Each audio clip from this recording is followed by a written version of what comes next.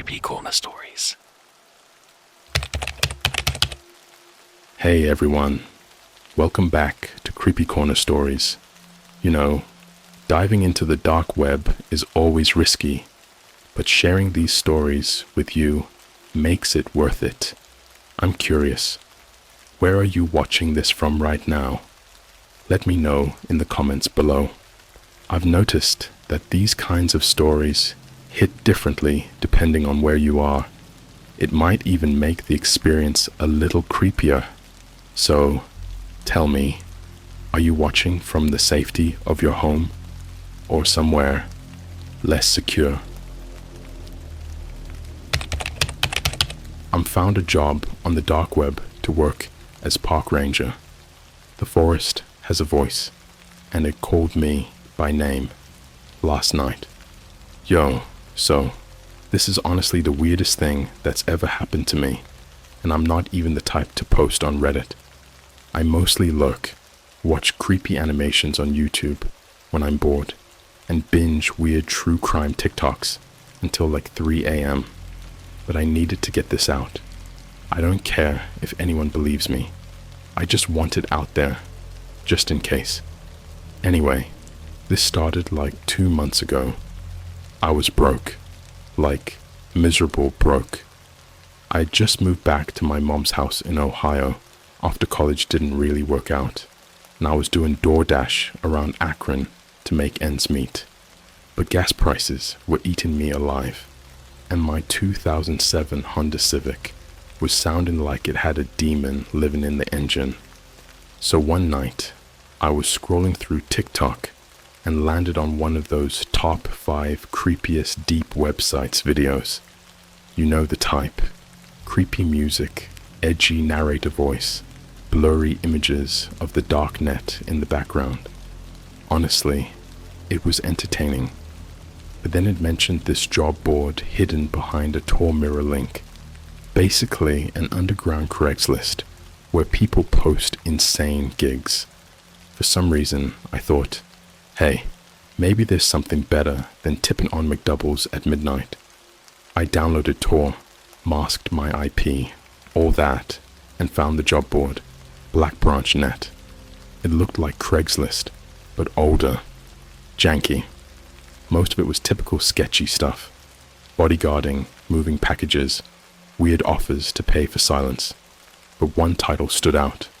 Wanted, Park Ranger for remote national forest. Must be discreet. $4,000 per week. Lodging provided. Non-negotiable rules. I clicked it. The listing was brief. No photos. No contact name. Just a few lines. You'll be alone, so mental fortitude is required. Follow the rulebook exactly as it's written. Do not ask questions. If you hear your name after dark, do not respond. Immediate start. 1 month trial. Payment via crypto. Do not apply if you can't be serious. I figured it was a scam, or maybe a prank, but I was desperate, and even the word lodging hit right. I hadn't had a bed that wasn't a futon in months, so I applied. There was no application form, just a button that said accept terms. When I clicked it, a loading screen came up. Then my webcam turned on by itself. I swear to God, my own reflection stared back at me for like 3 seconds, and then it turned off.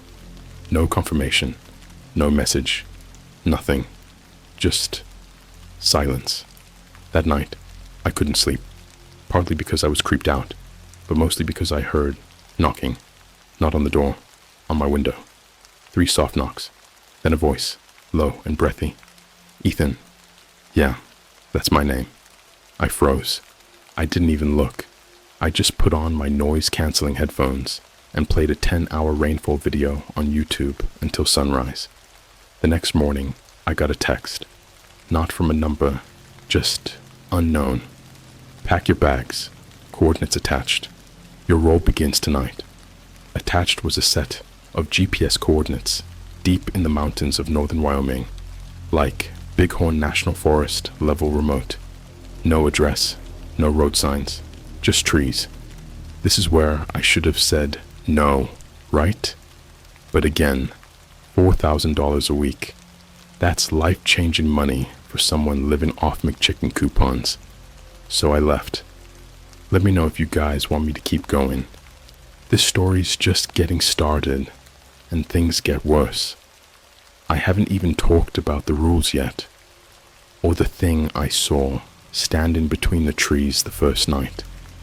If you've ever been in Bighorn, let me ask you, have you ever heard your own voice calling from somewhere deeper in the woods?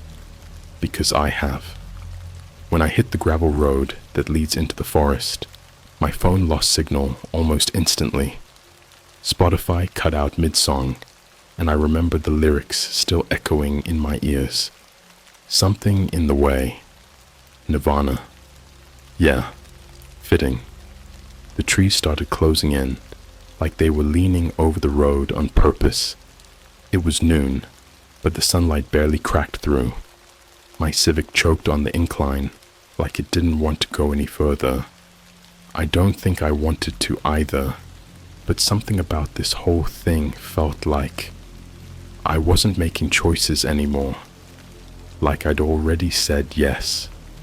The GPS led me to an old ranger station, tucked behind a line of pines so thick they might as well have been a wall.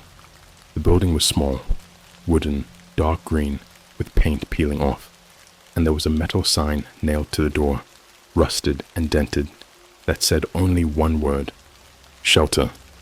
Inside was not what I expected. No power, no tech, no reception. Just a cot, a lantern, a wall of maps that looked like they hadn't been touched in decades, and a thick black binder on the table labeled The Rules. Now, before I tell you what was inside that binder, I need to explain something. The air in that place felt wrong, like it had weight. Every creak of the wood felt too sharp, like it was meant to snap your nerves on purpose. I remember feeling like if I sat still too long, the building would inhale me. I opened the binder. The first page was handwritten in red ink, not pen ink, something thicker, dried, but still flaking, like it had been dipped in something. It said, "These rules are for your survival. Do not question their origin. Do not test them. Do not seek help. The forest can hear you." I read every rule. I wish I hadn't. The rules of shelter. 17. Read before sunset. Never go outside after 7:17 p.m. Not a second later. If you are caught outside after this time, do not run. Lie face down. Cover your ears. Pray it doesn't notice you. If you hear footsteps on the roof, do not acknowledge them. That is not wildlife. That is not the wind. Do not look up. If it stops moving, hold your breath. Each night at 2:44 a.m., a knock will come at the back door. Do not answer it. Do not speak. If it asks for Ethan, write your name backward on your hand with black ink and hide under the cot. You may see your reflection blink when you're not. Do not break eye contact. Tell it, I am still me. If it doesn't nod, close your eyes and count to 17. There is a mirror in the attic. It must remain covered. If it becomes uncovered, the forest will open. You may wake up with dirt under your fingernails and pine needles in your mouth. Do not question what you've done. Drink the tea provided on the shelf. Forget. At sunrise, the radio may turn on by itself. A voice will read names. If your name is called, leave the station. Follow the voice. Do not bring your phone. It was signed at the bottom. We are all temporary here. I remember just sitting there, staring at the rules, for what felt like an hour. The binder smelled like old rot and pennies. I ran my fingers over the ink and could swear it was still damp. That night, I followed every instruction. I locked all the doors by 6:50.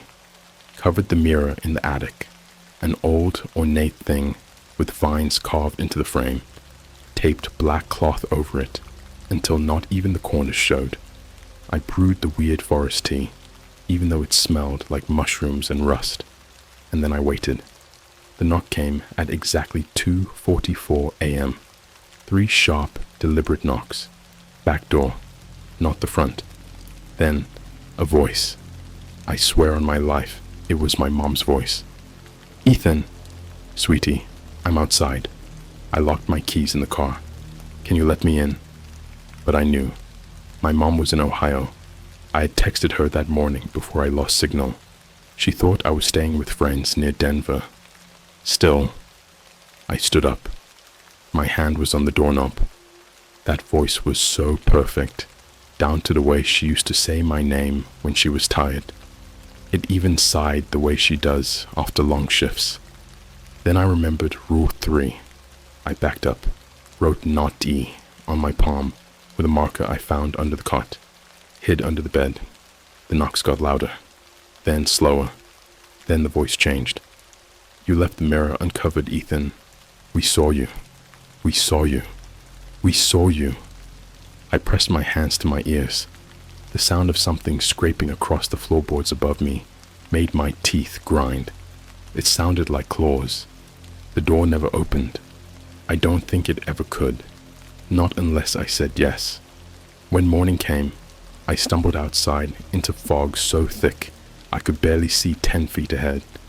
The trees looked closer, like they'd moved overnight. The ground was wet, and the air smelled like burned meat. I looked down at my hands. There were scratches all up my arms, deep ones, and my fingernails were packed with soil. I don't sleepwalk. I went back inside to look at the mirror in the attic. It was still covered, but there were handprints on the cloth, from the inside. Later that day, I found a photograph pinned to a tree about 100 yards behind the station. It was me, standing in front of the ranger station, except I hadn't taken it. And in the photo, behind me, barely visible in the window, was someone else, someone who looked exactly like me, except he was smiling, a wide, dead smile, the kind you see on taxidermy animals. I know this sounds insane, and trust me, I haven't even gotten to the worst part, because the next night, Rule 5 got broken, not by me, by something inside the mirror, and it didn't just look at me. It spoke my name in my voice, but upside down. I still have the photograph. I still hear the knocks, and I think something followed me back when I left.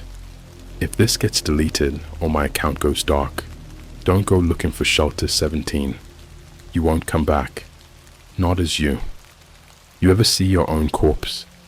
I don't mean in a dream, not in a movie, not on a weird subreddit or some late-night creep video on YouTube with distorted screams and grainy footage. I mean really, see it, up close. Smell the rot in your own teeth.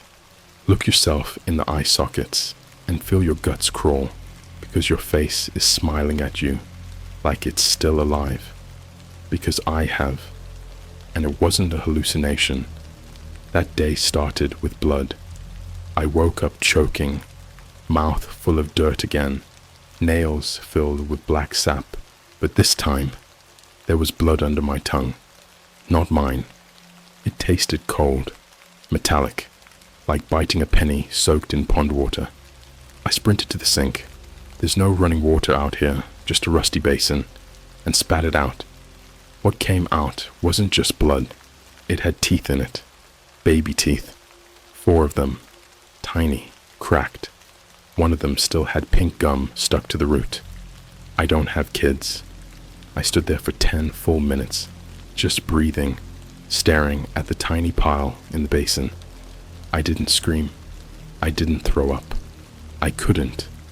It was like the part of me that processes panic had gone offline. I started hearing static from the attic. That's when I knew the mirror was uncovered. I ran up the stairs 3 at a time, heart punching my ribs. The attic door was open. I always keep it shut with a chair wedged under the handle, but this time it was wide, like it had been invite me. The mirror, 7 feet tall, frame carved from what I thought was just dead oak, was uncovered.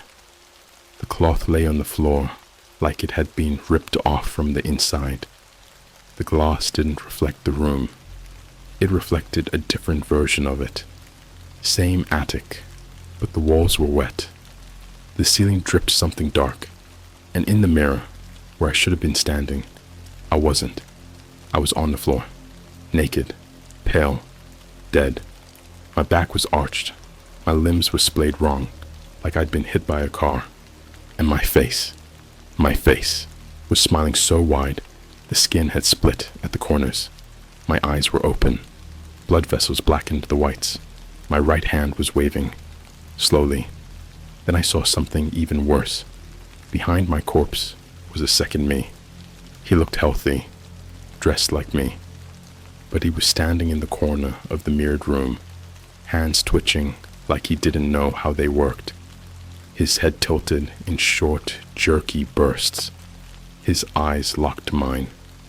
And then, clear as if he was standing beside me, I heard him speak. "I remember how you die, Ethan. I don't remember grabbing the lantern, but I must have, because the next thing I knew, I threw it into the mirror. The glass didn't break. It rippled, like water. The flame from the lantern hissed into it and vanished. The surface rippled outward, then went still, and the reflection was gone. The mirror now showed just the room, but I still heard him whispering behind the glass. I covered it again. I used duct tape this time, nailed the corners, moved a shelf in front of it. Then I sat at the top of the attic stairs with the hatchet I found in the shed out back and waited until night. This is where things stopped being paranormal and started being wrong, real, tangible, like someone was staging nightmares to break me open. At exactly 12:17 a.m., my radio switched on. The voice was my own, but reversed. It didn't say words. It hissed sounds, animalistic, breathy clicks like someone trying to learn how to talk by watching you sleep. Then, over the static, I heard a song, something from childhood, a lullaby I couldn't quite place, but I knew it was wrong. Out of key, the notes dragged and bent, like a music box melting in fire. And then, "Ethan, come outside. We brought a gift. It's you." I didn't move. I didn't blink. The windows were pitch black. Not just it's nighttime. Black, like painted. No moonlight, no shadows. Just void. The front door began to creak open. No wind, no footsteps, no hands. Just open. I gripped the hatchet like it was the only real thing left. I took one step forward, and my phone lit up on the table. No service, but a FaceTime call. From me. I didn't answer, but the screen turned on by itself, and on the screen was the front of the station. Live feed. Someone was standing there, face hidden in shadow. Then it moved closer. My breath caught. It was me. Exactly me, down to the shirt I was wearing. But the face wasn't right. The eyes were dry and wide, lips peeled back over gums like a taxidermy smile. No blinking, no movement, except a slow tilt of the head, like a broken toy. Then it raised a hand, holding something. I squinted at the screen. It was my tongue, still wet, still twitching. He mouthed the words, "You left the mirror open." I backed up, tripped, hit the wall.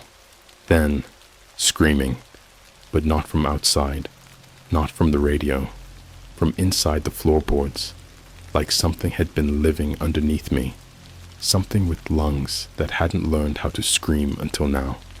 The sound was human, but too wide, too long, like a chorus of babies learning pain. The floor bulged. Something pushed up. I ran, out the door, into the pitch black night. But the forest, it had changed. The trees were closer. The trail was gone. The air was wrong, warm, like something was breathing through the soil. Then I saw light. Not the moon, not a fire, a screen, a giant LCD screen, propped up on two dead trees, glowing like a drive-in theater in hell. On the screen was live footage of the ranger station, but inside, I saw me, still, at the table, smiling, eating something from a bowl. I recognized what was in it. My teeth. The screen flickered. Static turned to faces. Hundreds, thousands. All of them were me. Some were children. Some were aged. Some missing eyes. Some twisted into animal shapes. All of them whispering, "You're not the first, Ethan. You're not even the real you anymore." I don't remember how I got back. I woke up in the attic. The mirror was shattered, not broken, shattered inward, like something had punched through from the other side.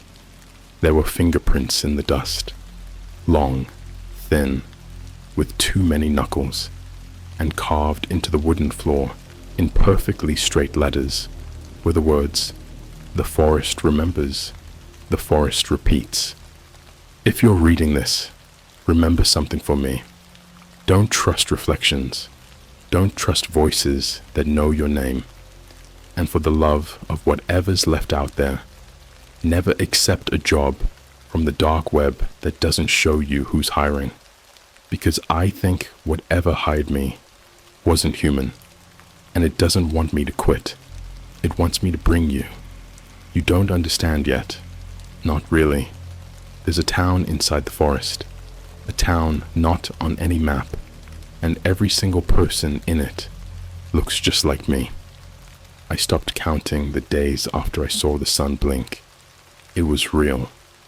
I was outside the station, checking the tree line, after hearing what sounded like a baby crying. Don't ask, because he wasn't a baby. And when I looked up, the sky just twitched. The clouds froze.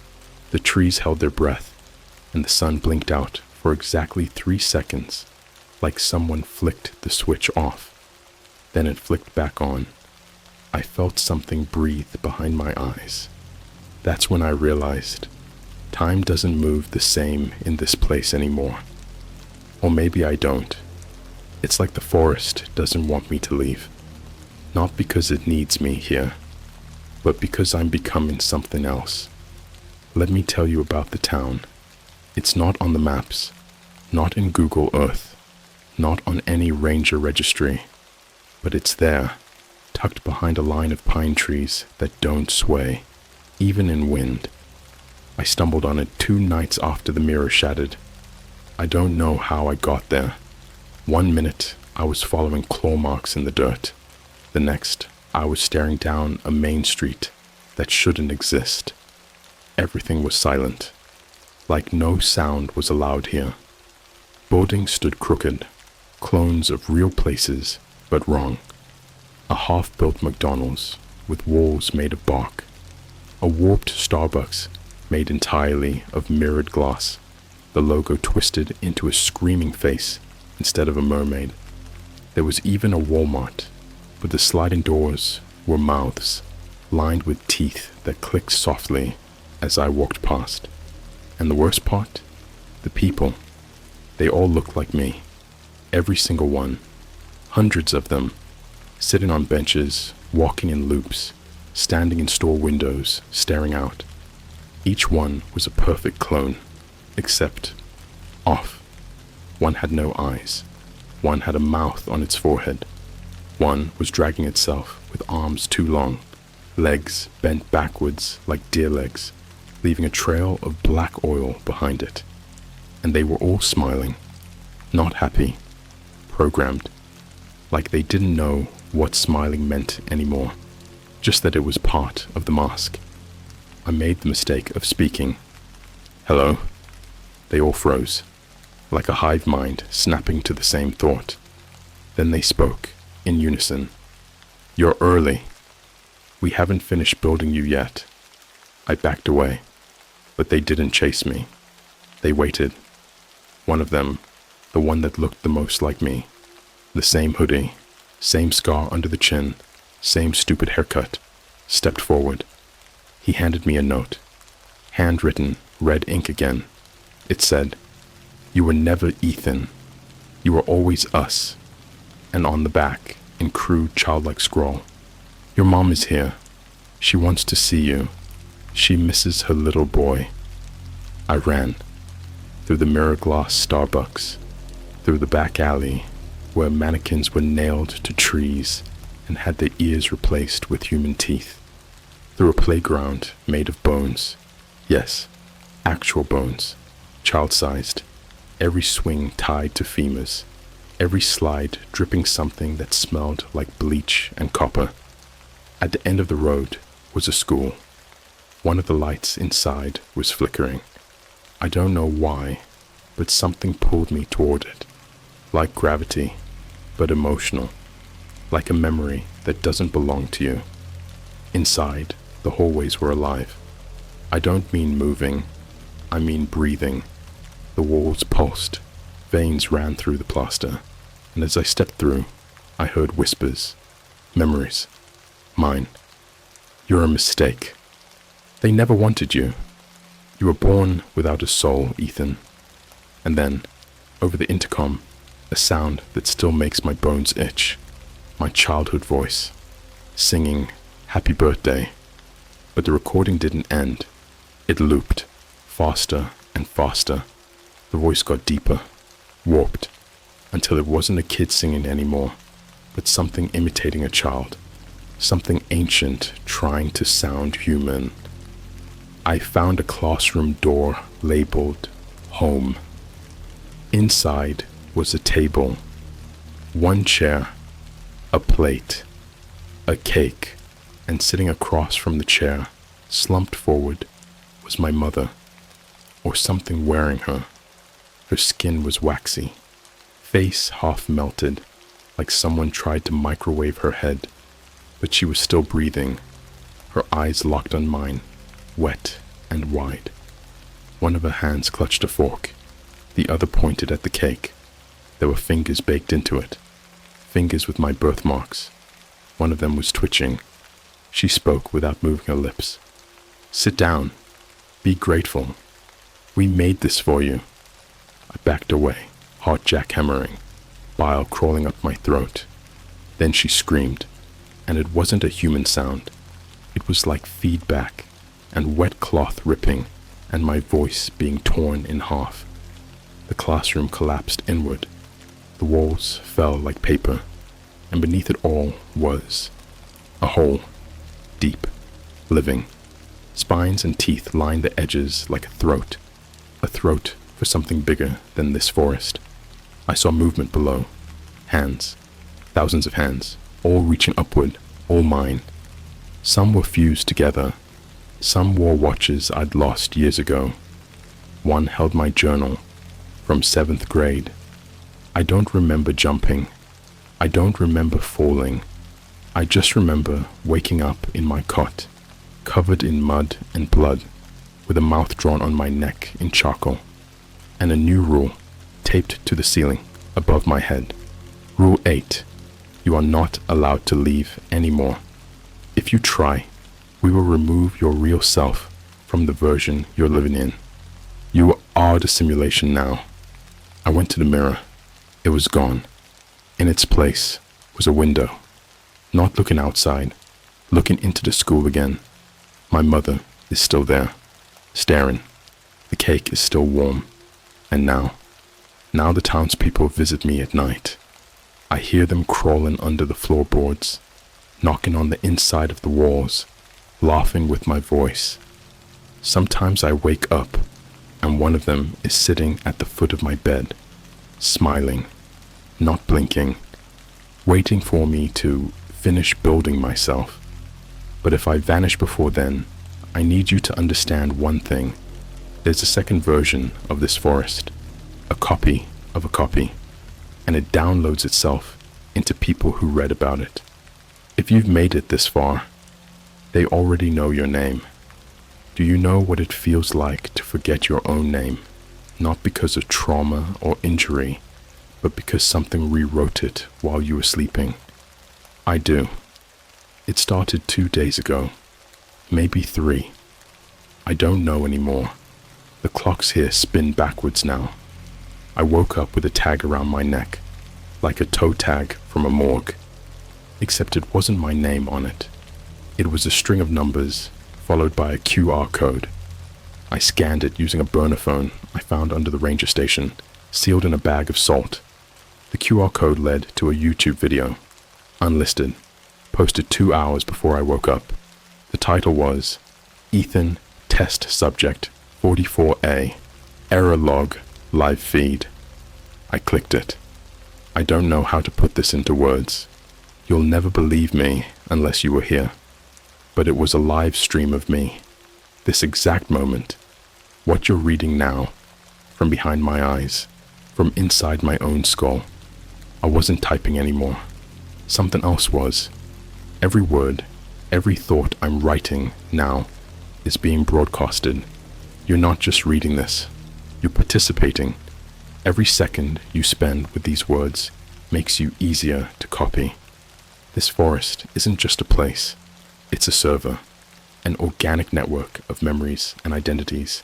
It takes people, broken people, hungry people, desperate people, and turns them into data. Then it spreads. The job listing was bait. Shelter 17 isn't a location. It's a replication node. Let me explain what I found beneath the ranger station. I finally pried open the floorboards last night. I didn't want to. I knew what I'd hear down there. Breathing, scratching, whispering. But I needed answers. My hands moved like they weren't mine. And once I lifted the third plank, I saw a spiral staircase made of jawbones leading into pitch black. I descended with a flashlight in one hand and a knife in the other. The walls were pulsing, alive with veins, not metaphorical, real, with a heartbeat. I passed through a tunnel that reeked of copper and sweat, and deeper into something impossibly large for the space. And then I reached the archive. Dozens, no, hundreds of servers. Cold metal towers buried in flesh. Some were powered by heart-like organs, others by twitching limbs that pumped black fluid through tubes. The monitors flickered with faces. All mine. One monitor showed me screaming. Another, me vomiting up mirrors. A third, me standing behind me, slicing my own spine out and inserting a USB stick into the gap. They've been recording my soul, rendering my mind, creating copies. There was a terminal in the center of the room. On it, a blinking prompt. Install final build. Wait in. I didn't press anything. I just stood there, watching the files cascade across the screen. And then a face formed in the pixels. It wasn't mine. It was yours. I blacked out. When I woke up, I was back in the ranger station, tied to the cot with vines soaked in my own blood. The radio crackled. My reflection, wrong again, sat across from me, carving something into its thigh with a branch sharpened into a needle. It said, "You wrote the ending already. It just hasn't been uploaded yet." I looked down. The same words were now carved into my stomach. "You wrote the ending already. It just hasn't been uploaded yet. The mirror is back, but now it shows you. Yes, you, the one reading this. I can see your room, the angle of your screen, the light from your phone, the twitch of your eye when something moves behind you that shouldn't, because now it's watching you, too." There was a knock on the door. Not the front, not the back, the wall. I walked over, placed my hand against it, and something on the other side placed its hand there too. 5 fingers, identical to mine, then 6, then 7. It whispered, "You've reached the upload threshold. The story is complete. The new version will be sent." I asked it, "What story?" And it answered, "The one where you become content." It's spreading now. I've seen it. The job ad has returned on the dark web. Same description, same payment, same rules. But now it's localized. It targets by location. You might see it soon. $4,000 per week. Remote. Lodging included. The forest needs you. If you do, don't click it, because clicking is consent. Consent to be harvested, to be rewritten, to become another version of the same smile. I'm going to disappear after this. I'm not dying. Not really. I'm just booting up in another copy of myself, somewhere deeper in the server forest. Another loop, another file, another victim. Maybe you're already me. Maybe you've been me this whole time. Maybe this entire post is just the beginning of your extraction process. Look behind you. If your reflection doesn't blink when you do, you're already downloaded. You're next. End of log. Test subject 44 /Ethan. Upload successful. Targets infected. 1. Welcome to shelter. 18. Replication begins now.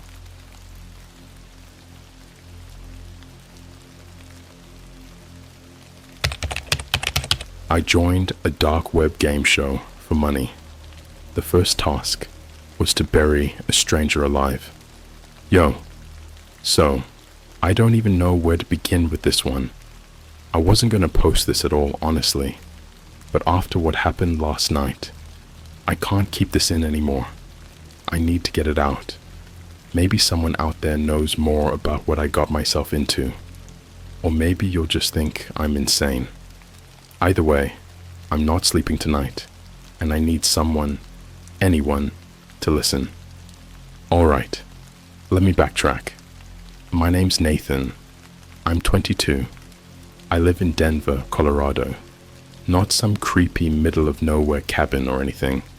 Just a regular one-bedroom apartment downtown above a freaking subway.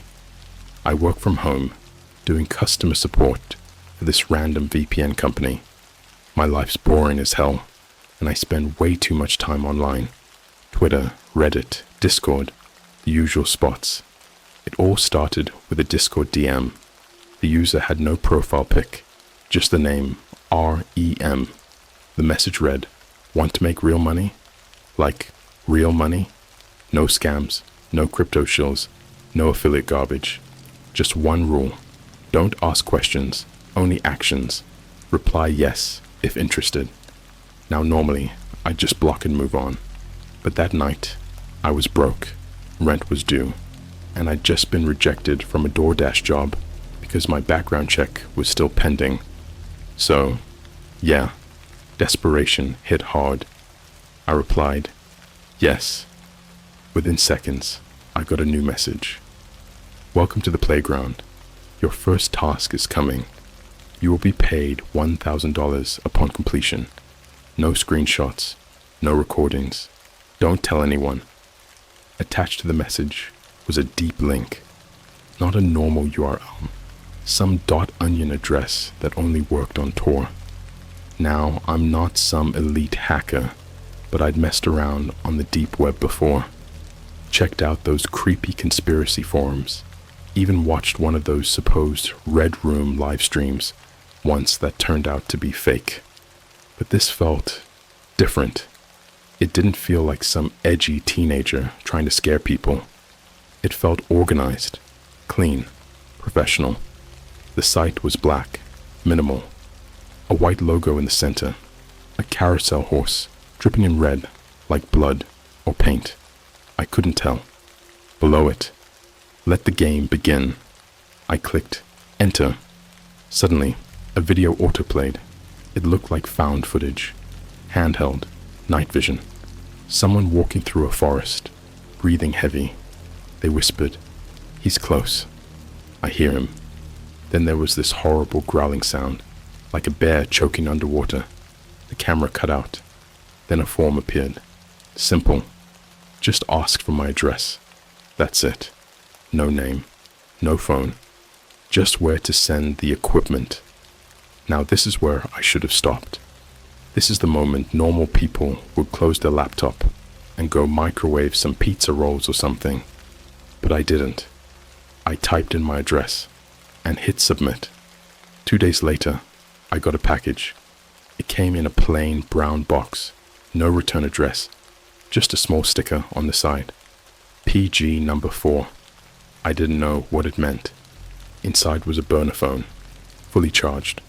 One app installed, no labels, just an icon of a smiley face with a zippered mouth. When I tapped it, a timer appeared. 001423. Beneath it, task incoming. My stomach dropped. This was real. This was actually happening. I had 14 minutes before I found out what the hell this was. I waited. The timer ticked down. I kept pacing around my living room, refreshing Twitter, trying to act normal, but I couldn't breathe right. Finally, the timer hit 0, 0, 0, 0, 0, 0. A new screen popped up with the words, Task 1. Find the man at coordinates 39.7555 degrees north, 104.9868 degrees west. Dig a hole. Bury him alive. I froze. The address was somewhere in downtown Denver, literally a 10-minute Uber ride from me. I plugged it into Google Maps. It was a small park I'd walked by 1,000 times, right near a Starbucks. Then the phone buzzed again. $500 had just been transferred to a Cash App account that didn't exist 24 hours ago, under a name I'd never seen. It was mine now, just like that. No explanation, just cold, hard digital money. I don't know what took over me. Maybe it was the money. Maybe I didn't believe it was real. I grabbed a hoodie, put on gloves. I don't know why I panicked and called an Uber. When I got there, it was around 11:40 p.m. The park was empty, like ghost town empty. There was this weird fog that had rolled in, and I swear the streetlights looked dimmer than usual. I followed the GPS on the burner phone. It led me off the paved path, behind a row of trees, toward this small field of dirt that looked freshly dug, like someone had been doing landscaping and forgot to finish. And that's when I saw him. A man, lying down, face covered with a sack, hands duct taped together, breathing, alive. I just stood there for like 5 full minutes, not even moving, and then the phone buzzed again. Another message. He will not resist. Do not remove the hood. He is part of the game. If you leave now, everything ends. I could hear my heart in my ears. It was deafening. I didn't even realize there was a shovel laying near the man, like someone placed it there for me, like this had all been planned to the last inch. And the worst part, I swear he nodded. He nodded, like he knew, like he wanted this. I didn't bury him. I couldn't do it. I ran, full sprint, all the way back to the main road, jumped in another Uber, and went home. I locked every door and every window. I shut the blinds. I stared at that burner phone until I passed out on the couch. When I woke up the next morning, the app was gone. Not just closed, completely uninstalled. The phone was bricked. Dead screen. No charging, no power, nothing. And there was another $500 in that same Cash App account. Message. You passed. I haven't told anyone about this until now, but I think that was just the beginning, because last night I got another package. It showed up in a red Amazon locker. That's the part that still messes with my head. Not the park, not the man under the sack, not the blood I saw later. The locker. You know the ones. Those big orange boxes outside of 7-Elevens, CVS, even Target. I got a text, like it was a regular delivery. Your package is ready for pickup. Code 417B8.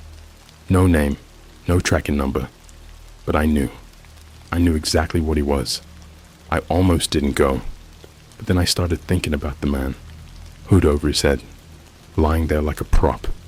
I kept wondering, what if he wanted it? What if he wasn't the victim? What if he was like me? Just a player. Maybe this wasn't murder. Maybe this was performance. A game. A lie. I told myself that over and over as I walked to the Walgreens down the street. I told myself that when I typed the code into the locker and the door clicked open, and I told myself that again as I opened the second package. Inside was a cheap black duffel bag. No note, no instructions, just 4 things inside. A small handheld camcorder, old school, Sony, the kind you see in found footage movies. A sealed plastic pouch full of fake IDs, all with my face, but different names, like dozens, driver's licenses, gym memberships, even a fake student ID for NYU, a tiny Bluetooth earpiece, and a folded piece of paper with just one sentence. Tonight, you're the host. Bring the camera, bring the bag, wait for the call. That was it. No location this time, no map, just that. And something about that phrase, you're the host, it sunk into me, like ice in my bones. I knew what it meant.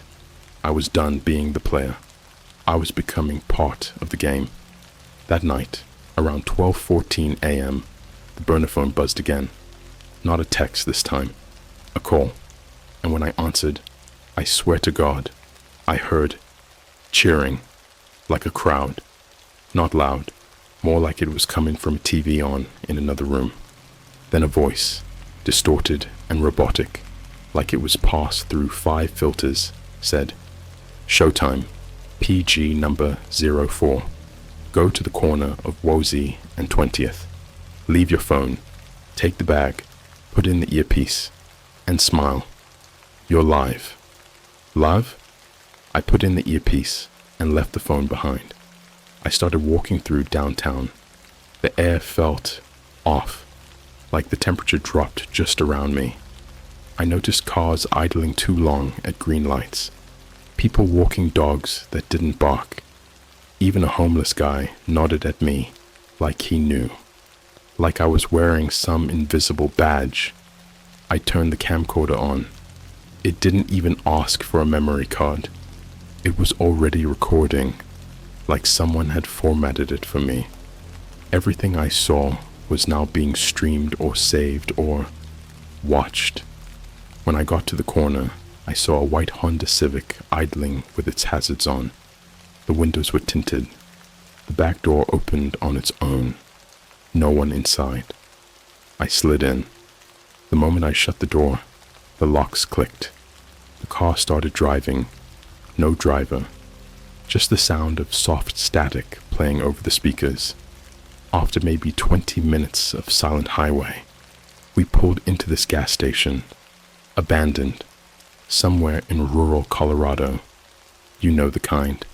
Flickering neon lights, broken soda machines, every window boarded like the apocalypse already happened there. The car stopped. The earpiece crackled. "Bring the duffel. Go inside. Room in the back. Do not stop recording. You're the host now. Be charming. Be cruel. Be unforgettable." I stepped out. The air smelled like rust and something sweet, rotting sweet, like overripe fruit that had been soaked in copper. The kind of smell that hits the back of your throat and makes your jaw lock. The gas station doors creaked open without me touching them. And what I saw inside, there were people, not customers, not workers, people in chairs, lined up like an audience. Every single one of them wore a white featureless mask. No eye holes, no mouths, just a smooth porcelain plate covering their faces. They didn't move. They didn't breathe. They just sat. And in the center of the room, lit by a single dangling bulb, was a man tied to a chair, mouth duct-taped, hands zip-tied behind his back, eyes wild, terrified, sobbing. He was young, probably 19 or 20. He had on a Taco Bell uniform, like he'd been taken mid-shift. His name tag read, Luis. The earpiece buzzed again. Welcome, host. Task 2. Interrogate the subject. 10 minutes. No script. Ask him questions. If he lies, hurt him. Audience will vote. If they get bored, he dies. There was a long pause. Then it said, and don't forget to smile. This is a game show. I was shaking. But the worst part, I felt watched. Not just by the masks. I felt watched through the camera. Like every blink, every breath, every hesitation was being judged. I hit record. The red light blinked on. I stepped into the circle. Luis looked up, eyes already puffy from crying. I said, hey man, it's okay. I just have to ask you some stuff. We'll both be fine. Just don't lie, alright? He nodded. Barely. I asked him his name. He stammered, Luis Morales. I asked him where he worked. Taco Bell, off I-70. Then I asked him why he was here, and that's when he lied. He said, I don't know. I don't know why. I just woke up here. The earpiece buzzed like a warning alarm. Lie detected. Heard him. Now. I froze. The camcorder beeped. Low audience engagement. The light blinked faster. I looked around. The masked faces didn't move, but I felt their attention shifting. I felt something cold roll through the room, like a wind that wasn't real. I opened the duffel bag. There were items inside. A small hammer, a pair of pliers, a taser, and a knife. A tiny sticky note on the inside flap read, choose your voice. I picked the taser. Luis screamed when it hit his leg. His body convulsed, and he choked on his own spit. He started sobbing, saying, please, I don't know. I swear. I swear. The camera beeped again. Audience engagement. Excellent. The earpiece clicked. Good host. 2 minutes left. Ask him about the playground. I said, what is the playground? Luis went pale. He said, I don't know what that is. Please. I don't. Buzz. Lie detected. Escalate. The room got hot, like someone had turned on heaters under the floor. I swear, I could hear humming. A deep, vibrating hum that came from nowhere and everywhere. I reached for the pliers. Luis screamed when I touched his hand. I didn't even use them yet. He just saw them and lost it. That's when he broke. I was paid, okay? I was paid to watch. I logged into the playground last year. Only watched. That's all I did. I didn't know they'd find me. I didn't know they'd... The earpiece cut him off. Excellent. That's a wrap, host. You performed beautifully. Exit stage left.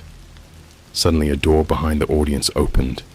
Bright white light poured in. Too bright. Like blinding studio lights. I walked toward it, hands trembling, camera still recording.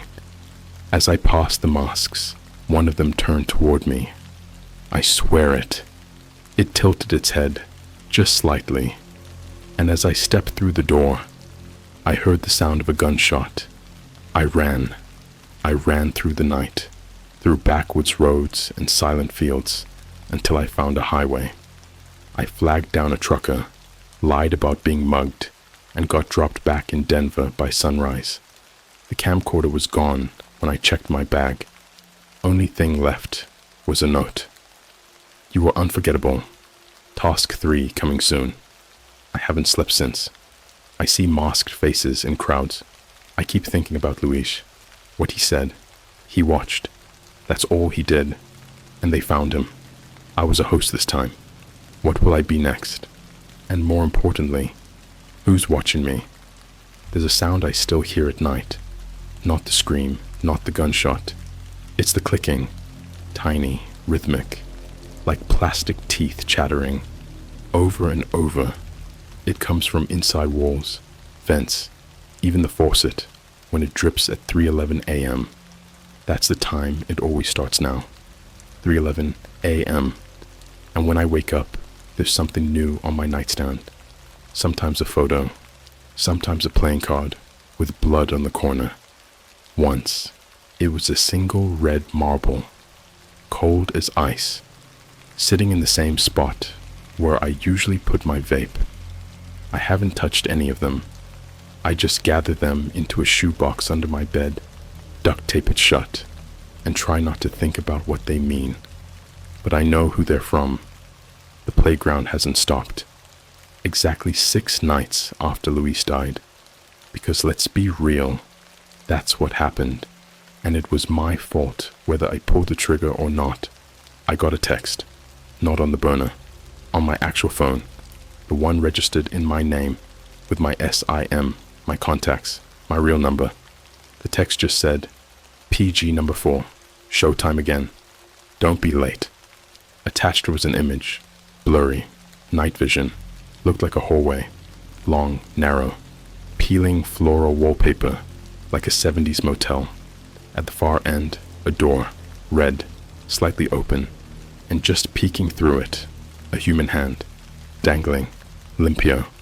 Underneath the image, it said, location, Hotel Edelweiss, room 325, midnight. I googled it. Real place. Not some creepy rural shack. It was an actual hotel in Zurich, Switzerland, right next to a Starbucks and across from a designer clothing outlet. I laughed when I saw that. Zurich. Like I was gonna fly internationally for these lunatics. Then another image arrived. This time, it was me, sitting on my couch, taken from inside my apartment. I booked the flight. The playground had arranged everything. When I got to the airport, there was a plane ticket under the name Drew Halburn, one of the fake IDs from the second package, first class, no questions asked. I landed in Zurich around 8 p.m. local time. No customs check, no airport lines. It was like someone had whispered in the right ears. A black car was waiting for me outside baggage claim. No driver, just a printed card on the windshield. Host, PG number 04. I didn't even flinch anymore. Hotel Edelweiss was beautiful. That's what made it so wrong. It was too normal. The lobby smelled like fresh lemons. The staff smiled like it was their job. Because it was. It had jazz music playing softly in the background. I even saw a couple making TikToks in front of the giant golden elevator. But I was not there for TikToks. I was there for room 325. When I got there, the door was already cracked open, just like in the photo. I pushed it slowly. There was no one inside. Not at first.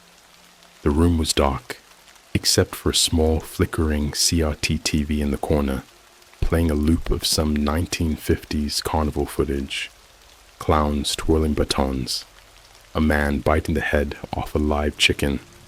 A girl on a carousel that was moving too fast, her hair snapping in the wind like it was going to rip off. In the center of the room was a mattress, and on it, a man, tied down, sprawled out like a dissected frog, naked except for a mask sewn into his face. Not worn, sewn. The white ceramic mask had 3 black X's for eyes, and a zipper where the mouth would be. Blood soaked the edges of the stitching. He was alive, squirming weakly, the zipper vibrating as he tried to scream. Beside him, a camera, and a phone, already recording. I didn't touch anything. I didn't move. I just stood there, mouth dry, heart slamming like it was trying to break through my ribs. Then the TV changed. Static, followed by a live feed. It showed a chat room. Thousands of people watching. Messages pouring in. He's here. Let the carnival begin. I paid $200 for this, let's go. Make him sing. Zipper, pull the zipper. Then the earpiece crackled. Same voice as before. Calm, hollow. Host. Task 3. Tonight's theme. The voice of the guilty. Rules. Do not kill. Yet. Make him confess. Every lie. Another consequence. You are the ringmaster. You control the show. I looked at the phone again. New prompt. You have 30 minutes. Every 5 minutes, a tool will unlock in the room. Use them wisely. Entertainment is currency. I was shaking. My knees almost gave out. But the first 5 minutes ticked by, and suddenly, a drawer opened in the nightstand by itself. Inside, a metal corkscrew. The crowd went insane. I started small. I asked his name. He didn't answer, so I yanked the zipper down. His lips were mangled. Tongue looked almost chewed off. I could barely understand him, but I think he said Eli, or Elon, something like that. Then I asked him, "Why are you here?" No answer. Chat. He's stalling. Use the corkscrew. He lied. Heard him. 5 minutes passed. A new drawer popped open. Inside, a power drill. My hands wouldn't stop shaking. I couldn't even hold it right. Then the earpiece said, "Confession buys time. Use pain to find truth." I turned the drill on. That high-pitched whirring filled the room. I didn't want to do it. I really didn't. But then he said something. He whispered, "I used to run it." My blood went cold. I said, "You ran what?" He whimpered, "The playground." I made the first stream. I picked the first victim. I was the one who sent the first invite. I stepped back. This wasn't some random guy. This was the creator. The chat exploded. "No way! OG mod? Make him pay. Do his eyes. Use the drill on his eyes." The timer ticked. Another draw. Inside, a small music box. Carnival music. But wrong. Off tune. It played on its own when I picked it up. The moment the melody started, the man began convulsing, bleeding from his nose. He screamed, but no sound came out. Just blood, frothing at the mouth. I dropped everything, ran out of the room. I didn't take the phone, didn't take the footage, didn't even stop to see who was in the hallway. I just ran down the stairs, out the front, past the lobby, into the streets of Zurich, barefoot like a lunatic. I stayed in an underground train station bathroom for 4 hours, hiding, shivering, wondering if they were following me, watching. And when I finally got the courage to go back to my hotel, the room was gone, like physically gone. Room 325 didn't exist. There was no third floor. The staff said I must have been confused. "We only have 2 floors, sir." I swear to God, it was gone. And in my actual hotel room, the one I booked through booking.com under my real name, there was a brand new item waiting on my pillow. A playing card, Queen of Hearts. But instead of a heart in the center, it had an eye. A real photo of a human eye, wide open, veins red, like it had been peeled off a corpse. And underneath it was a new note, burnt edges, the same handwriting. "You've impressed the crowd, PG number 04, but the carnival's just begun. The 4th act is the hardest to forget. Next task, deliver the package, or your family becomes the show." I don't know what they want anymore. I don't know if this is still a game show, or a cult, or something worse. All I know is this. They know where I sleep. They know who I love. and the next box is already outside my door. I can hear it ticking. The box wasn't outside my door. It was inside my apartment, sitting on my kitchen counter, next to my air fryer, like it had always been there, like I had placed it myself and just forgotten. It was small, maybe the size of a lunchbox, wrapped in brown butcher paper. No markings, no label, just one word written across the top, imperfect, all caps black Sharpie, home. And I swear, as soon as I touched it, the lights flickered. Only for a second, but they did. Like my apartment had blinked, like the walls themselves were watching. I didn't open the box, not at first. I just stood there, holding it, feeling the weight. It was heavier than it should have been, like a toolbox, dense and warm. That was the worst part. It was warm. Then the burner phone, yes, the one I thought was dead, buzzed again. Brand new message. PG number 04. This is your final audition. Deliver the package. Do not open it. Do not stop. Do not speak to the contents. GPS is live. You have 6 hours. Underneath that was a live map with a red line from Denver to my hometown, Montrose, Colorado, specifically to the house my mom still lives in. I haven't talked about my family yet. There's a reason. We're not close. Haven't been for years. My dad left when I was 9. My mom, she was never mean, just cold. Number. She went through her own trauma, stuff she never talked about, and she buried herself in the Bible and Facebook and pretending everything was fine. I moved out at 17, never went back, until now. I left that night. No plane, no Uber, no more strange black cars with no drivers. I took my old 2008 Corolla, filled it with gas, and hit the road with the box seat belted into the passenger seat like a child. Every time I glanced at it, I felt it watching me, like it knew. And for the first hour or two, it was just me and the empty highway, cold wind, mountain silhouettes, the usual nothingness. But after midnight, things got weird. First, the billboards changed. Not all at once, just a few, like they'd been swapped out specifically for me. One said, "The playground presents a delivery straight to your heart." Another, "He dug the hole, he pulled the zipper, he chose the box." And then, "She's awake now, she remembers everything." I don't know why that one hit me the hardest, but it did. By 2:45 a.m., I was driving through a mountain pass just outside Gunnison when I saw the deer. Except it wasn't a deer. It had antlers, yeah, but the body was too thin, unnaturally thin, like someone had stretched it out. Its legs were wrong, bent backwards, like folding chairs. Its eyes were pitch black, no reflection, no glint. And as my headlights hit it, it turned and smiled. Teeth, human teeth. It opened its mouth like it was trying to speak, but no sound came out, just static, like radio static. Then it sprinted off into the woods, unnaturally fast. The GPS kept updating like nothing happened. Continue 61 miles. Do not stop. Do not look back.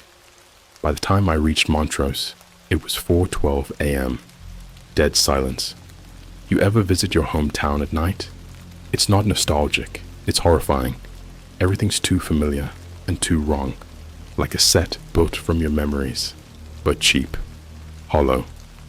My mom's house was dark. No porch light, no glow from the kitchen window, like I remembered from when I used to sneak in late. Just cold, dead quiet. I parked across the street. The box in the passenger seat was now humming, like an engine, a slow, low vibration. I picked it up. My hands were numb, and I walked toward the door. There was a new note on the doormat, typed, laminated. "Leave the box inside the basement. If the contents speak to you, Do not answer. This is your final test. Smile for the cameras. I looked up. There was a drone hovering above the house. Silent.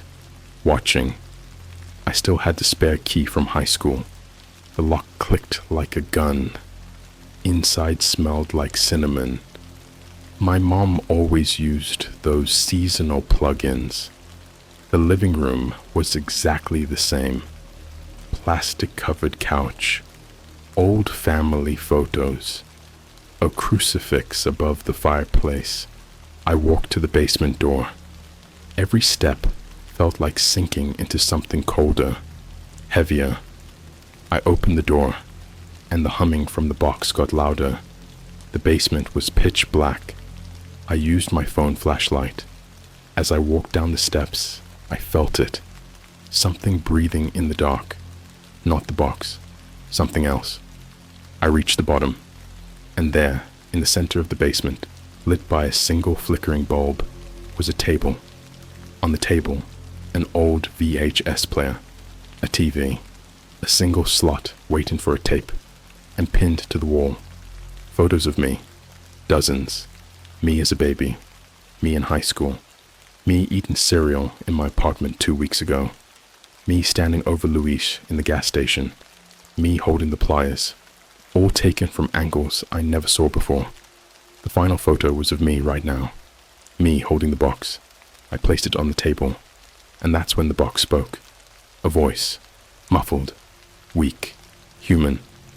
Nathan, is that you? I froze. The voice was familiar. I know this sounds impossible, but I swear, it was my own voice.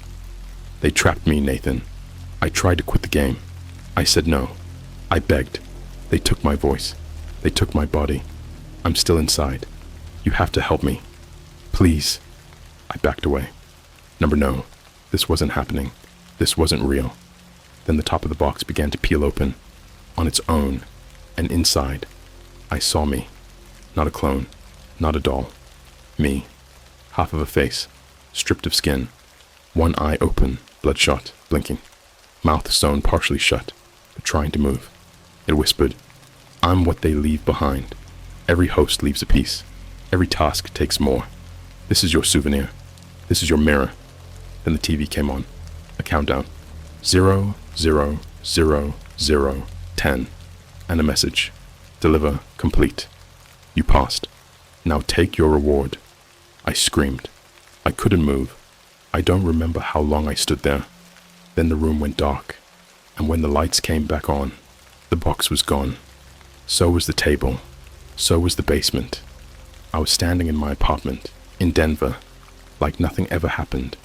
But on my coffee table, where the box used to be, was a tape. VHS, labeled in red ink. Final episode, PG number 4. And taped to it, a Polaroid. My mum, tied to a chair, mouth zipped shut, eyes wide open. I didn't cry. That's the worst part. Not when I saw the tape. Not when I saw my mother's eyes on the Polaroid. Pupils shrunk like pinheads. Mouth zipped shut like Luisa's. Her grey hair plastered to her forehead like she'd been sweating for hours, maybe days. I just sat down, turned off every light in my apartment, and stared at the VHS tape. It was like holding a live animal, something rotten and twitching. You could feel the heat coming off it, feel the pulse of whatever was inside. The label, scrawled in thick red ink, was still wet. Final episode, PG number 4. No other instructions.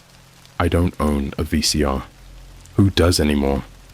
But someone had thought of that, because when I blinked, literally blinked, a small black suitcase was sitting on my kitchen floor. I didn't hear it arrive. I didn't see it appear. It was just there. Inside, a portable VHS player, already loaded, already plugged into itself, already humming, waiting, like it had been watching me all along. I pressed play, static, then a flickering image. Basement, dimly lit, cement walls, rusty pipes dripping in slow, echoing patterns. A humming, not from the tape, but from me. deep in my chest. The camera zoomed in. My mother, strapped to the same chair from the interrogation room, back in Zurich.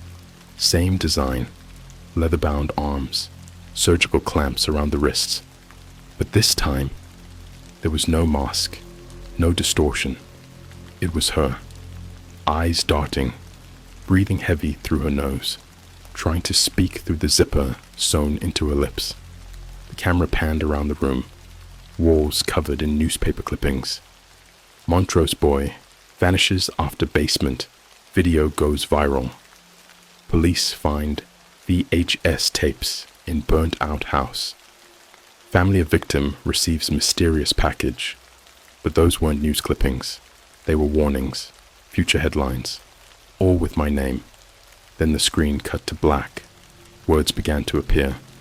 PG number 4. Final task. Rewrite the past. Correct the mistake. Choose 1. Then 2 side-by-side videos appeared. On the left, my mother, tied up, crying. On the right, me, 6 years old, birthday hat on, a cake in front of me. But something's wrong. I'm not smiling. I'm staring at the camera like I know what's coming. And behind me, blurry, but visible now, the playground clown, standing in the shadows, holding the same knife I saw back in Task 2, watching. Correct the mistake. I dropped the tape player. It kept playing. The apartment lights shut off. Every window sealed. And then the earpiece, long dead, buzzed back to life in my drawer. I didn't even touch it. It whispered, for the first time in a voice that was neither robotic nor filtered. It was mine, but older, worn out, shaking. They were never watching us. We were watching ourselves. Every task, every test, it was a loop. They aren't real. They're copies, leftovers. All this was built by people like us. Addicts, voyeurs, people who wanted to feel something after death started meaning nothing. The playground isn't a show. It's a graveyard made of memories we buried. And now they've dug you up too. The walls began to bleed. Literally. Not metaphorically. Not in a horror movie sense.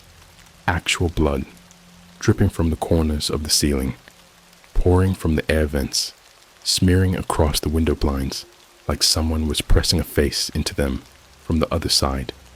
And from that same corner vent, I heard her voice. My mom. Software. Barely audible. Nathan, don't let them override you. Then I blacked out. I woke up hours later, tied to the chair, but not alone. Across from me, another chair. Occupied. It was me. Not a reflection, not a twin. It was the version of me from before the first task. Clean face. No bags under my eyes. No tremble in the hands. No bruises around the wrists from being zip-tied too many times. And he was smiling.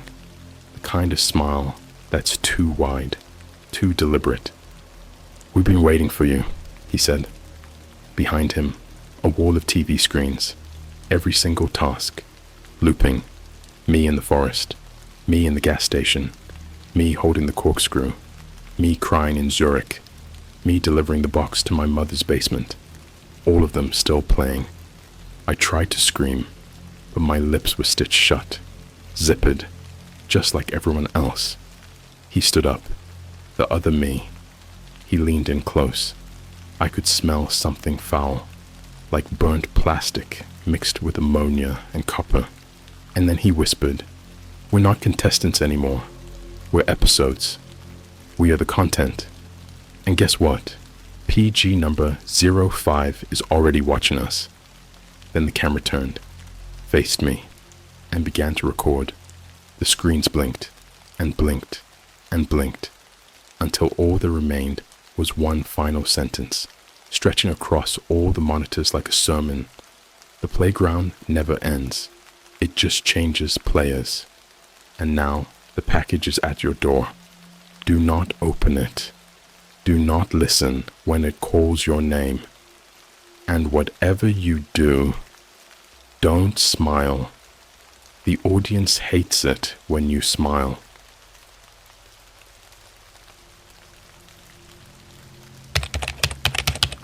I got access to a government-level dark web portal. It shows the end of the world in real time. Alright, so this isn't something I ever thought I'd post online, but ever since that night, sleep hasn't come easy, and honestly, I think I need to tell someone, even if it's just some random scrolling through Reddit at 3 a.m. Maybe it'll help me make sense of it, or maybe someone out there knows more than I do. So a little context. I'm a 22-year-old college dropout living just outside of Chicago. I do freelance video editing, mostly TikToks for wannabe influencers, which is kind of soul-sucking, but it pays rent. I'm not some tech genius or hacker or anything, but I know my way around Tor, proxies, and VPNs. Mostly for fun, you know. Watching weird indie films that never got released, digging through conspiracy forums, that kind of stuff. Normal internet dweller things. Nothing crazy. At least until 2 weeks ago. I was on Discord in this private server I mod with a few friends from a retro horror ARG community. We mostly talk analog horror, Mandela catalog theories, creepy urban legends, that kind of stuff. One of the users, someone I didn't recognize, sent me a DM. No profile pic, no bio, and their username was just 0. Real subtle. The message was just a link. No text. Just a string of symbols and numbers with a dot onion at the end. Now, here's the thing.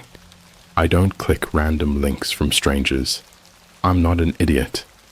But I've been on the dark web before, and curiosity is a hell of a drug when you've got insomnia and monster energy in your system at 4 a.m. So I ran it through a sandbox VM first. Nothing dangerous popped up. No immediate viruses, no backdoor attempts. So after a while, I opened it for real. The page that loaded looked like a login portal, straight up government tier design. Think Windows XP meets modern Pentagon UI. Black background, stark white text. There was a loading bar that said, accessing black folder, Covenant XE. Underneath was a prompt. Enter key code, level 7, plus. I almost backed out right there. It screamed honeypot. But then the screen glitched. Like literally glitched. The kind of screen flicker you only see in YouTube. RGs. And it typed the key code in by itself. CRN 013 underscore omega. What the hell? I didn't touch anything, but the login accepted and the site opened. It was, I don't even know how to describe it. It was like a live feed dashboard. Multiple windows open at once, like an NSA surveillance rig. Each one labeled with geographic coordinates, timestamps, and cryptic titles like Event Thread, Raven, Sighting 63B, and one just labeled Dissolution Countdown. At first, I thought it was fake, like a well-made org or some Creepypasta project, but the feeds were way too high def, and they were showing real places. One showed Times Square, empty, but it wasn't a freeze frame, it was live. I could see trash blowing in the wind. I could see a pigeon land, look around, and fly off. But no people. None. Not even cars. Another feed was labeled Dubai Feed Night Mode. It showed the Burj Khalifa from above, like drone level, and it was flickering with lights, like it was on fire, but in reverse, like the building was slowly disappearing pixel by pixel. I remember saying out loud, okay, this is a game. This has to be a game. Then one of the feeds changed. It flickered, and the label read, Chicago, Zone 4, Theta Breach. That's where I live. The video was black and white, thermal imaging, street level, my street, my apartment building. There was a timestamp, accurate to the second, matching my clock. I leaned closer to the screen, and I swear to God, I saw myself, sitting in my room, watching the screen. It was delayed by like 2 seconds. I slammed my laptop shut so fast, I knocked over my Red Bull. I didn't sleep that night. I kept my phone camera aimed at the window, and the door locked with a chair under the handle, like I was in some low-budget horror movie. I thought maybe my webcam had been hacked. I ran full virus scans, scrubs. I even reinstalled the OS on my PC. But the next morning, the DM was gone. The user didn't exist. Not like deleted account. I mean no trace that a message had ever been sent. Even my Discord logs didn't show a single ping. I didn't tell my friends about it. Figured I'd just been sleep deprived and freaked myself out. Until 3 days later, my phone buzzed at 2:13 a.m. A Twitter notification from an account with 0 followers and no profile picture. Just a tweet that said, Zone 4, data breach, T-minus 6 days. And attached was a screenshot of my bedroom, taken from inside. You ever have that feeling like the world just tilted a few degrees to the left, and nothing has felt right since? That's been every day since I got that screenshot. I remember staring at my phone, frozen, the pale glow of the screen lighting up my room in the dead of night. I didn't move. I didn't breathe. Because the photo, it wasn't just from inside my apartment. It was taken from directly behind me. The angle showed the back of my head, my monitor glowing, my crumpled monster can, my stupid thrift store lava lamp. Whoever took that photo had been standing in my room, silently, inches behind me, and I had no idea. The timestamp on the tweet, exactly 1 minute before I checked my phone. I didn't call the cops. I didn't even move. What was I gonna say?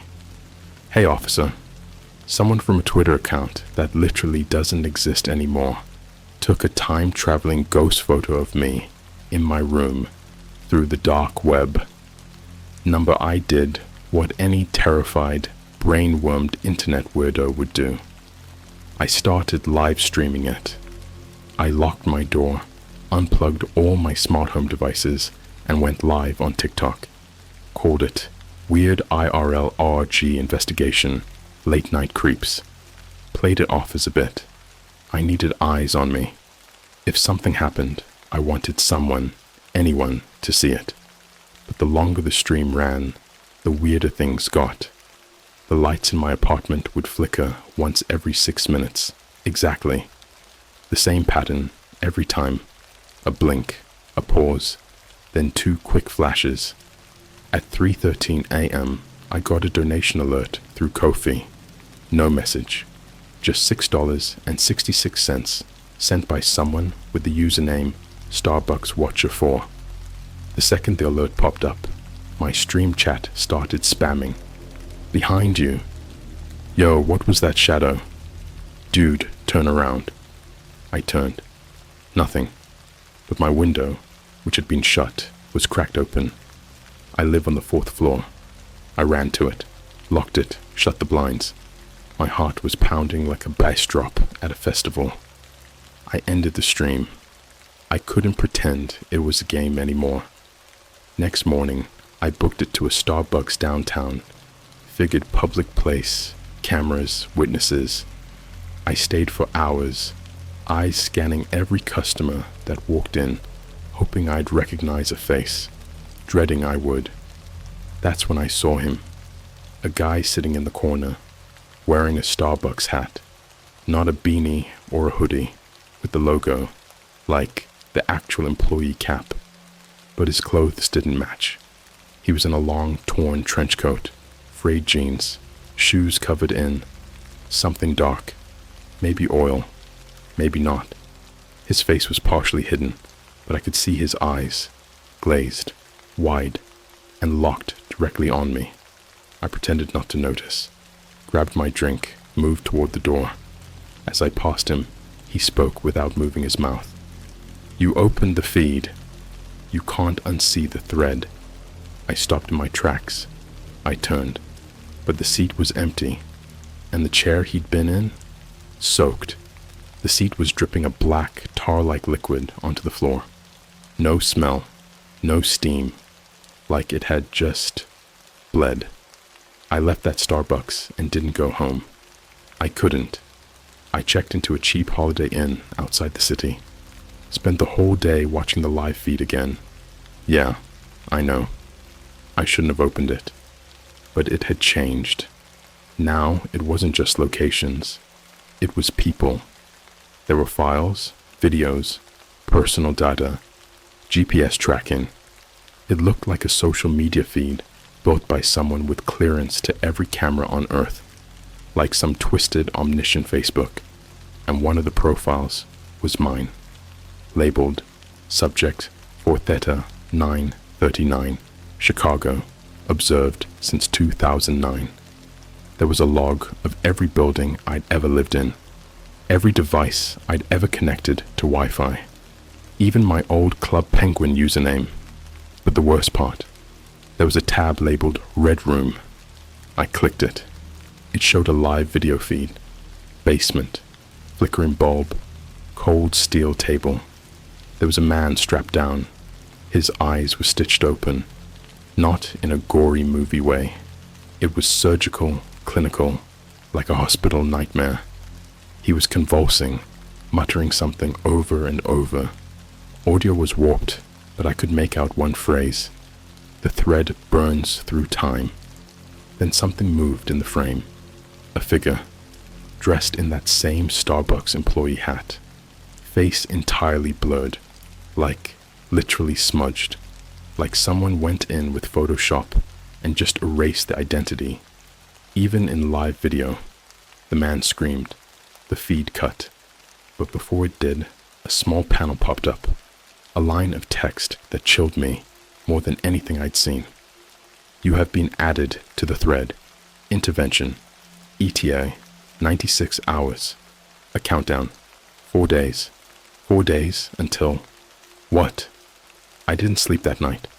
Every time I closed my eyes, I saw flickering images of the feed, of disappearing buildings, of people stitched open, eyes locked on screens, whispering numbers like prayers. I saw flashes of my own death, of people watching it happen, taking notes. The next morning, I got a package, no return address, just a plain cardboard box sitting outside my hotel room. Inside was a VHS tape, no label. I don't own a VHS player. Who even does? But the front desk had one. They use it to play old training videos or something. I bribed the clerk with $50 to let me watch it. The footage was surveillance camera quality, grainy, gray tinted. It showed me as a kid at a McDonald's play place in Schaumburg. I had totally forgotten this even happened, but I was maybe 9 years old, running around the tunnels, laughing. The timestamp read 2009/September/13, 14:06:17. In the video, I climbed into one of the plastic tubes and stopped, and then the camera glitched. Frame by frame, the tunnel went dark. Not like the lights turned off, like the light itself was being erased. A second figure appeared at the end of the tunnel, wearing the same Starbucks hat. Even though it was 2009 footage, I could hear a voice, modern quality, like it was being dubbed live. "You've been seen since the beginning. The thread has always been inside you." The tape cut out. The clock who let me watch it. He didn't remember me the next morning, not just forgot who I was. He genuinely had no memory of working there. When I asked the front desk about him, they said there was no employee by that name. I checked his LinkedIn later. His profile just said 404, thread redacted. That was 2 days ago. The countdown is still ticking. I don't know what happens when it hits 0, but everywhere I go now, I see them. People in Starbucks hats, sitting on buses, behind windows, on TikTok lives, never speaking, just watching. I think they're the ones running the portal, the watchers, the thread keepers, or whatever they are.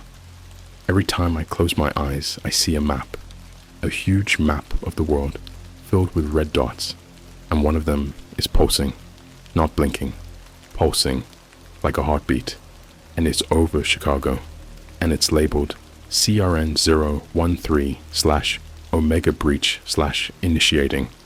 I'm starting to think this isn't a feed of the end of the world. I think it's a schedule. There's this phenomenon I read about once. Residual trauma. It's when the body remembers pain even after the wounds are healed. Like phantom limbs, but for your brain.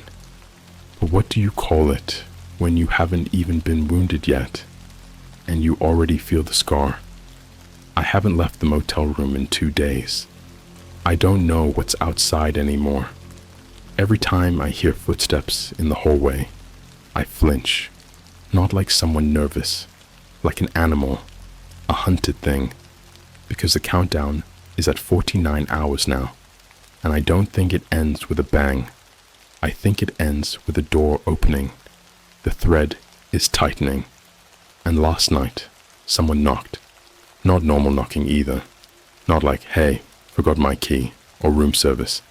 It was slow, patterned, like it meant something. Tap, tap, tap, tap. I didn't answer. Not out of bravery, out of sheer paralysis. The same way a deer stares down headlights before it's erased off the face of the earth.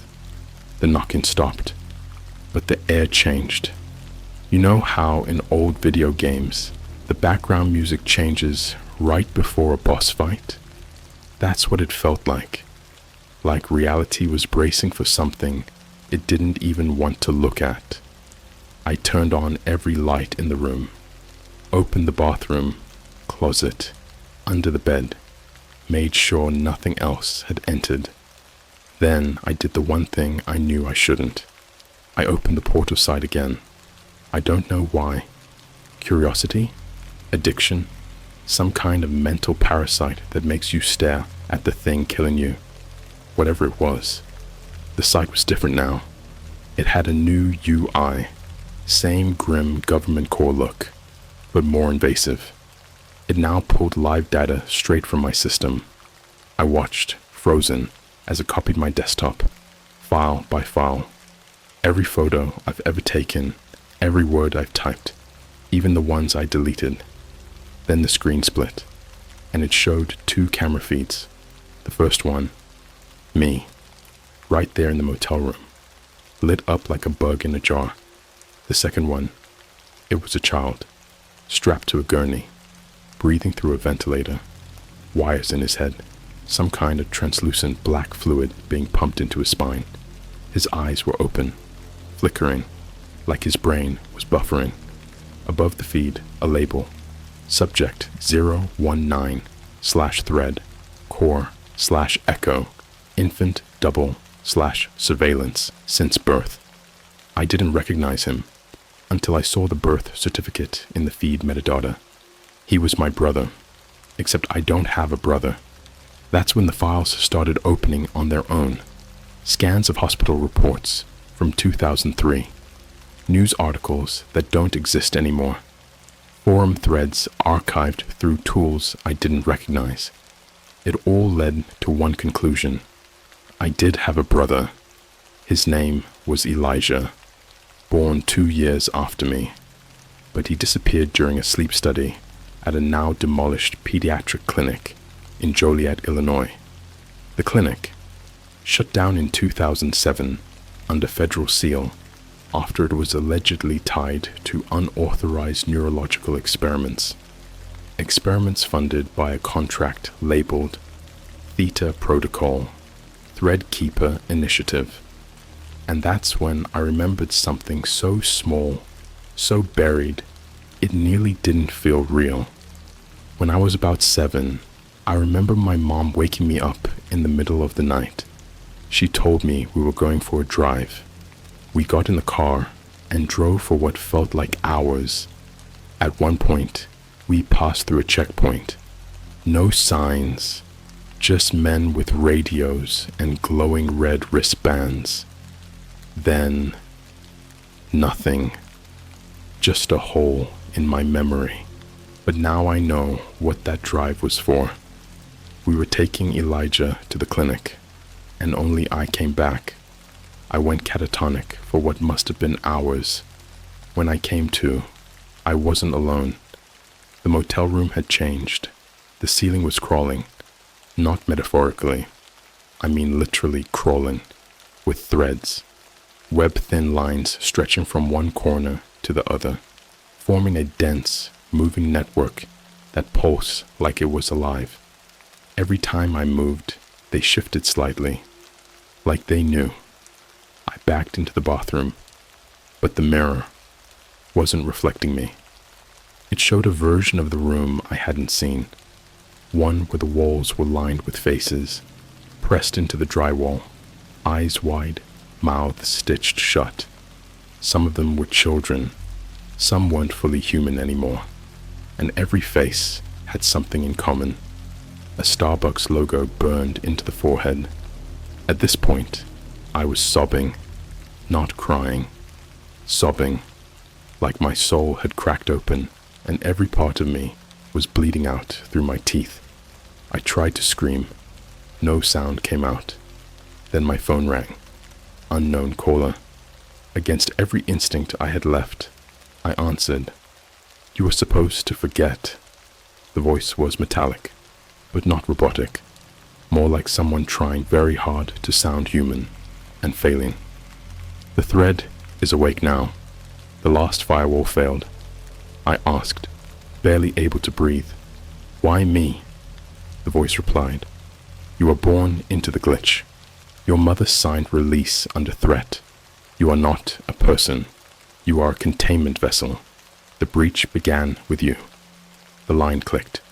Immediately after, the site refreshed. A countdown appeared across the screen.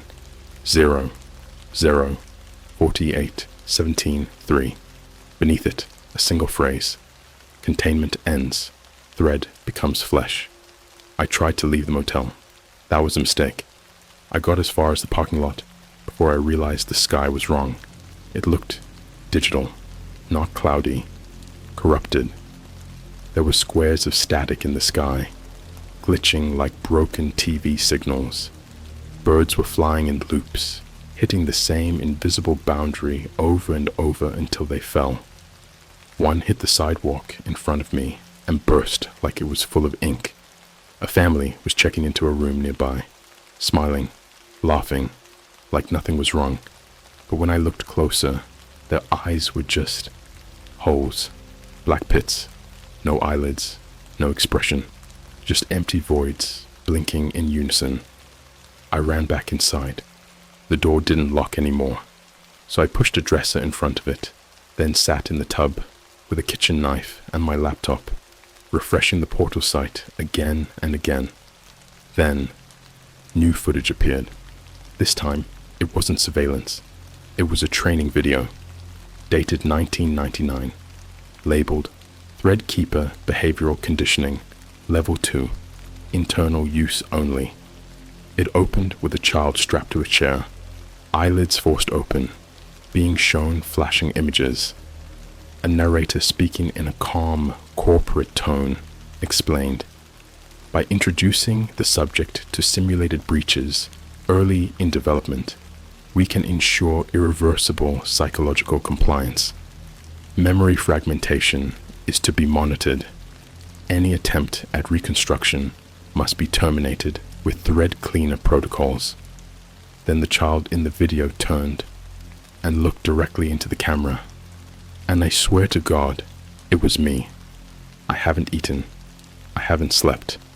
The thread is pulsing in the walls now. I can hear it whispering numbers in sequences I almost understand. The last time I blinked, the room was full. Not with people.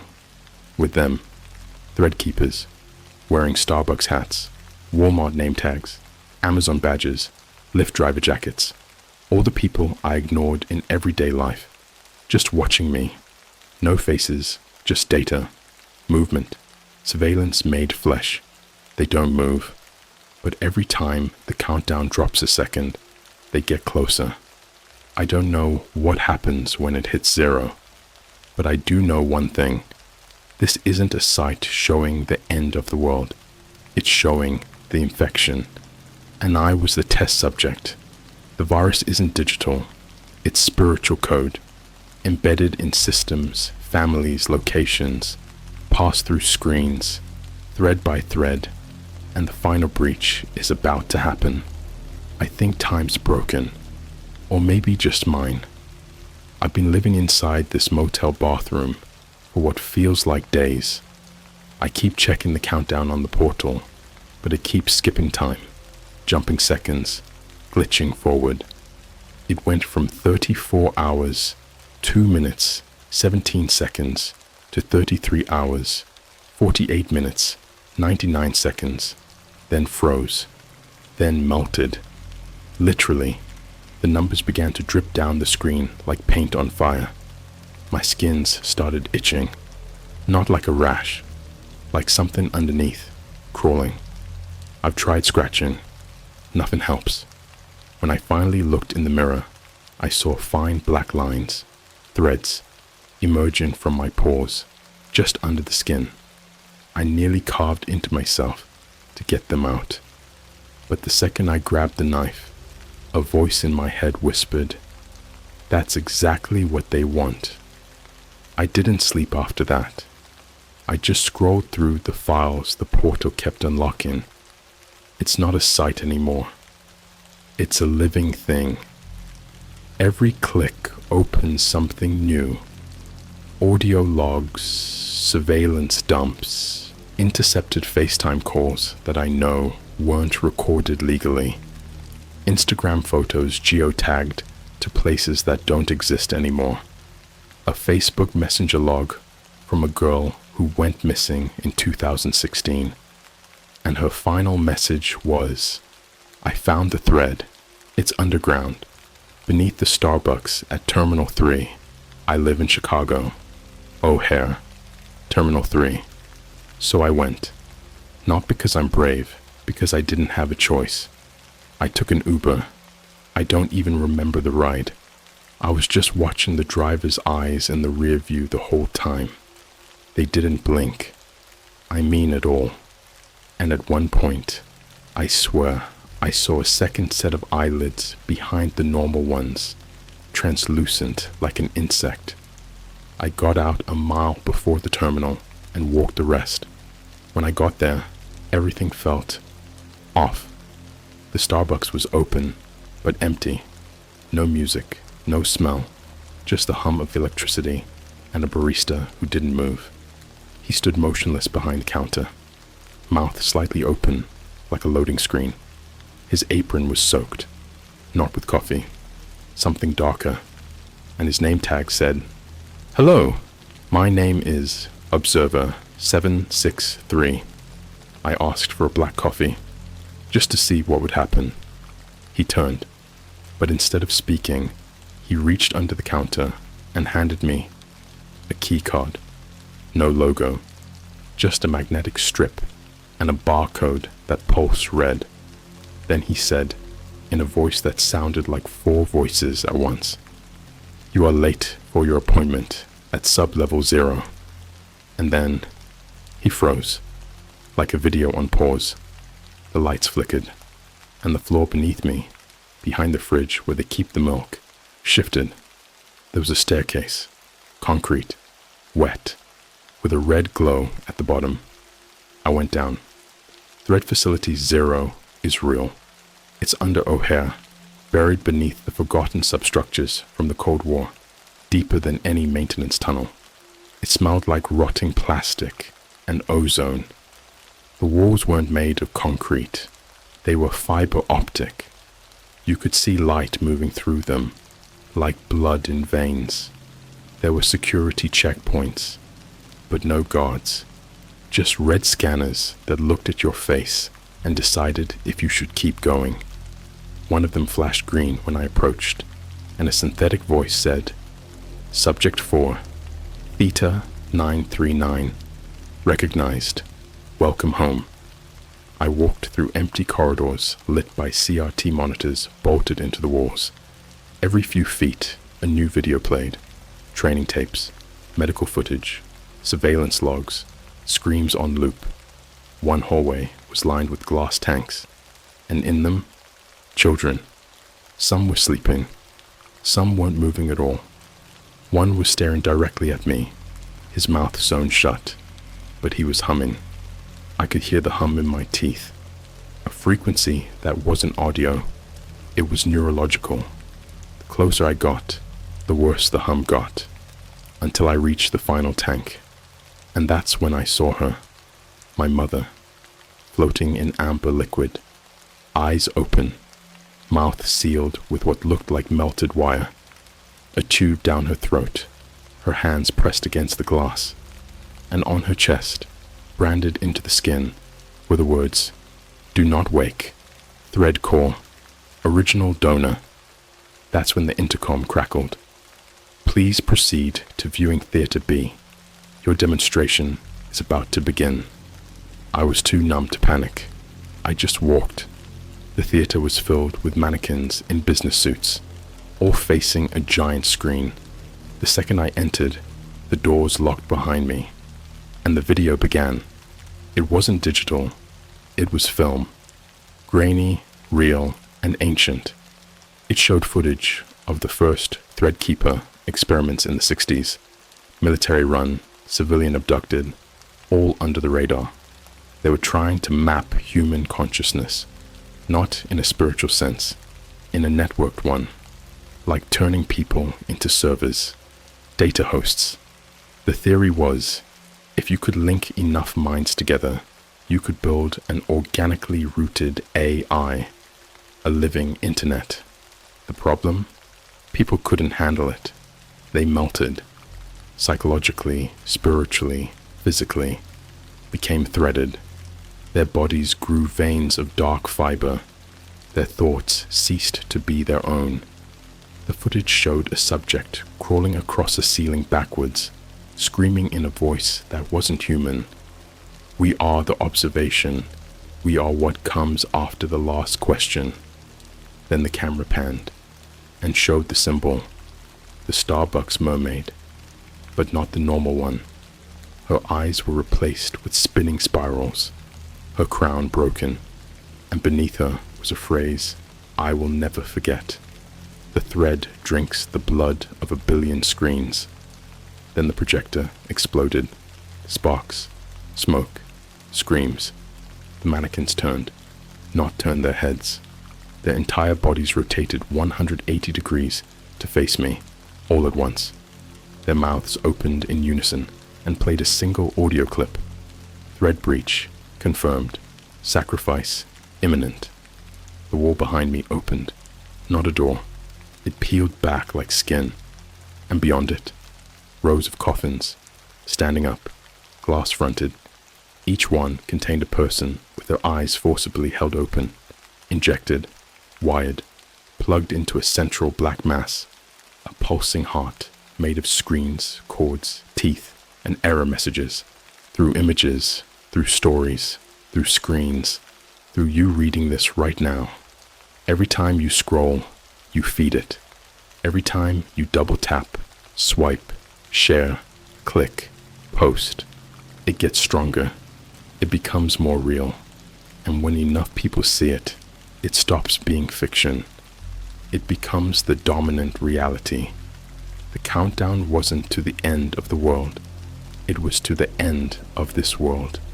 The merge is complete. Do you feel it now? That pressure behind your eyes, that flicker in your phone screen that shouldn't be there, that one ad that shows up no matter what site you visit. That Starbucks employee who stares a little too long. You're already in. You clicked. You engaged. You let it in. And it's inside you now. Growing. Recording. Learning. You've been added to the thread. And the next feed will be yours. Thread merge. Global status. Active.